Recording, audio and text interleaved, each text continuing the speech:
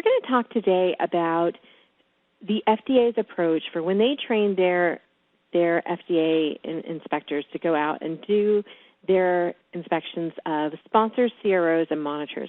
So this is part of a series of compliance program guidance manuals that the FDA puts out there for its, as we said, its inspectors. And we use these to really give us a sense of what the FDA will be looking for. I always say that these are the answers to the test questions.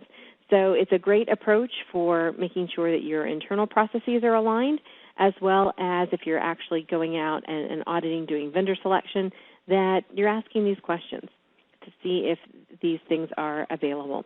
So we're going to look at how regulatory requirements are being incorporated into inspections, so some of the updates and changes that we have seen in the regulations and actually in inspections of FDA through OIG, what has been incorporated into the FDA's approach, what it means for us.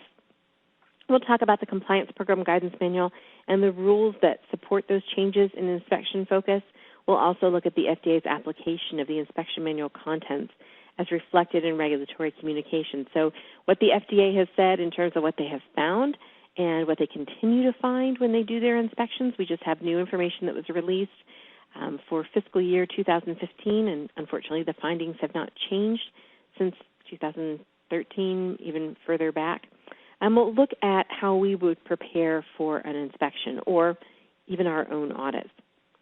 So this bioresearch monitoring guidance manual, this program compliance manual, 7348.810 was updated in 2011. So as we said, there was a rolling update. We started out with a one for investigators, updated in December of 2008, then this, and then finally at the end, November of 2011, was the update to IRBs and those inspections. How many of you are familiar with these compliance program guidance manuals? Can you give me a green check if so, a red X if not? We'll be going over it today, obviously. We also have another for bioequivalence studies. Thank you so much. So bioavailability study 7348.001. So those of you who are familiar are aware of what a great resource and tool these can be, certainly.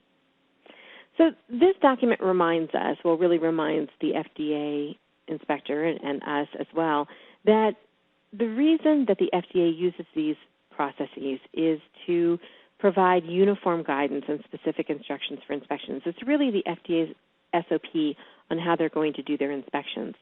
The Bioresearch Monitoring, or BIMO program, was established to really fall along the lines of what we are trying to do when we audit or we monitor. We're ensuring that the right safety and welfare of individuals have been protected and that the integrity of data that we obtain from them is credible. Great. Thank you so much. And then, of course, looking to see if we have achieved compliance with the FDA regulatory requirements. A few years ago, we ended up having more announced inspections under this grouping.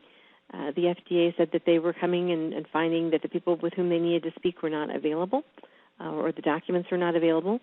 So they tend to announce these inspections, but they're going to keep that time period between when they alert you to when they actually expect to be able to visit you as short as possible. And then, of course, keeping in mind that these inspections are product-specific time. Many times when we're going out and auditing, we may be just looking at a particular study. We may be doing a pre-inspection audit or a mock inspection. So we look across those studies that support that product or that application. So when the FDA comes, they can look very broadly as well. The FDA also likes to remind its inspectors, here are the responsibilities for a sponsor. And these are going to be important for us as we work through these. Many of you are probably, hopefully, aware of them, but it's a good reminder that there are specific responsibilities that have been established in the regulations to ensure that we properly conduct and oversee our studies so that we have good data from protected subjects. We have to get approval from the FDA before we start our study. We have to make sure our product is manufactured, handled, and stored in accordance with good manufacturing practice, which is also part of our ICH E6 GCP.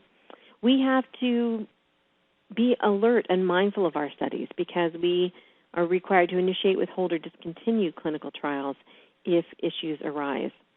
We have to refrain from commercialization of our investigational products, control the distribution and return of those products, and we select qualified investigators to help us to study this product. They're going to be responsible also for controlling that investigational product. We have to disseminate appropriate information to investigators, and this is a before, during, and after approach as well. So it's not enough just to provide that investigator with protocol, but we need to have that real-time communication, which we'll talk about. We have to disseminate appropriate information to them. Remember, the regulations say that we provide investigators with the information they need to properly conduct that study. So that is before and during that study as well. We have to select qualified individuals to monitor the conduct of studies and then adequately monitor those investigations.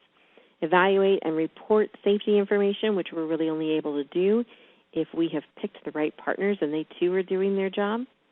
We have to maintain adequate records of our studies and then submit progress and final reports to the FDA for those studies